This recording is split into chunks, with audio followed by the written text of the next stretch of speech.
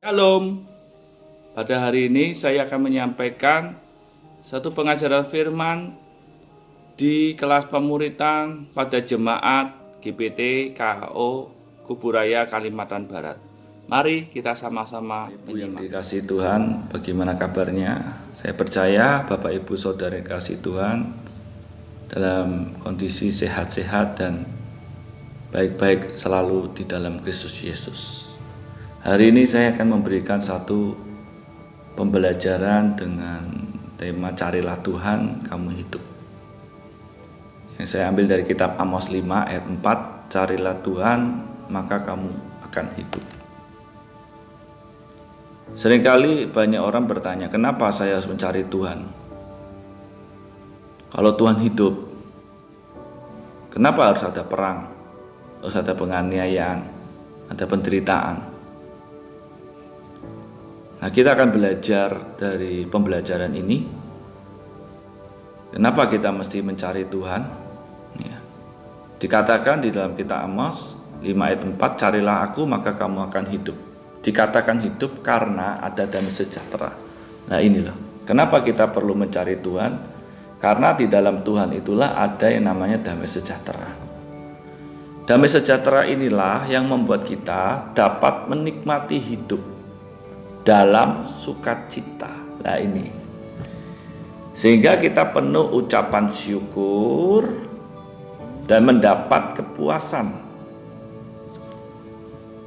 Nah, seringkali kenapa terjadi peperangan? Kenapa terjadi iri hati?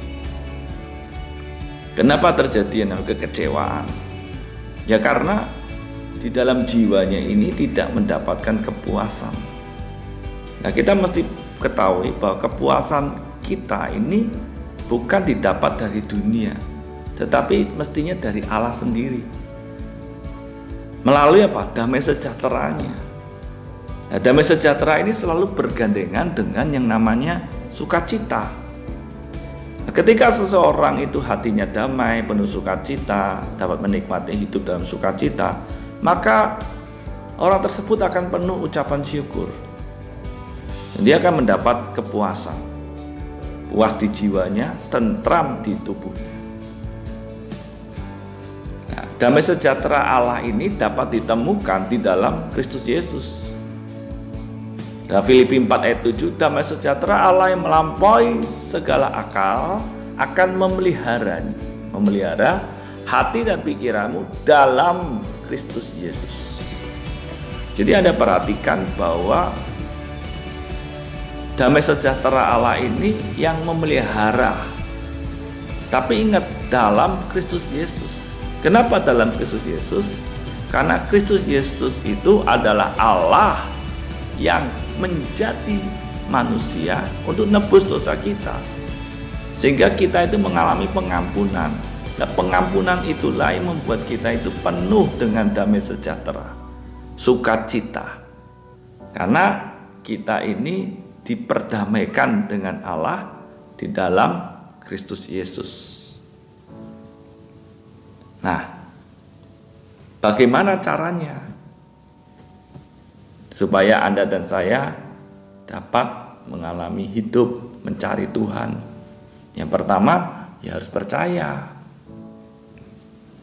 Percaya bahwa Allah itu ada. Terus apa? Hidup di sini. Hidup. Kalau orang nggak percaya bahwa Allah itu ada, Allah itu hidup, ya dia nggak akan cari Tuhan. Jadi ini dasar kita cari Tuhan. Baru ketika kita sudah percaya bahwa Allah itu ada, Allah itu hidup, maka muncullah yang namanya berdoa. Jadi berdoa itu karena tindakan percaya di sini. Tindakan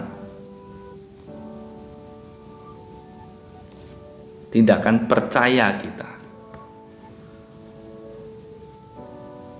Jadi orang berdoa kenapa? Karena sebuah tindakan percaya. Nah, kita akan sama-sama melihat satu klip video yang akan membuat kita semakin mengerti apa yang sudah kita pelajari ini. 자, 이제 끝났습니다. 하나님, 감사합니다. 하나님, 네, 하나님이요. 요즘 같은 세상에 넌 정말 하나님이 있다고 믿는 거야? 왜요? 하나님을 믿는 게 이상한가요? 정말 하나님이 있다면 왜 세상에 전쟁이나 범죄, 가난 같은 게 없어지지 않을까? 뭔가 좀 잘못된 것 같지 않아?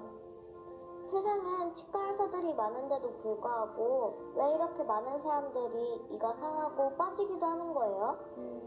글쎄, 치아를 고쳐야 되는데 사람들이 나한테 오지 않으면 나도 뭐 도와줄 수가 없겠지?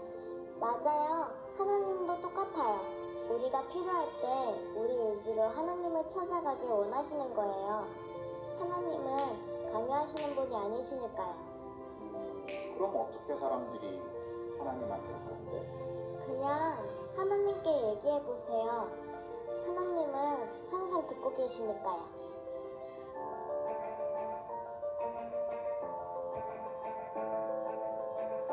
Dari video tersebut kita melihat bahwa dokter itu merasa aneh dan mempertanyakan ketika anak tersebut bersyukur berterima kasih kepada Tuhan Yesus.